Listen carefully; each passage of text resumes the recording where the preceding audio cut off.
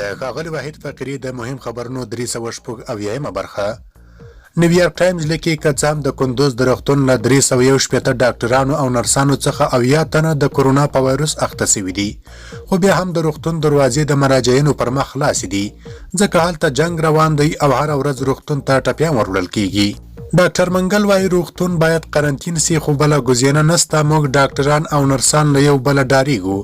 د افغانستان د روغتیا وزیر ښاغلی پیروز وایي ممکنه ده چې په افغانستان کې کورونا په کلونو پاتې سي ځکه د هیواد صحي نظام کمزوری دی.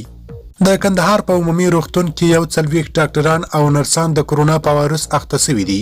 د فاریاب ولایت عمومي روغتون هم د کورونا په مرکز بدل شوی دی. نیویارک ټایمز لیکي چې په څو ولایاتو کې زیات شمیر ډاکټران او نرسان په کورونا اخته شوي دي. بلخوا په هیواد کې د خوراکي موادو قلت روان دی او ګڼ شمیر افغانان له لوږې سره مخامخ دي. د خوراکي موادو قیمتونه جګ شوي دي او غریب خلک له جدي مشکلاتو سره مواجه دي.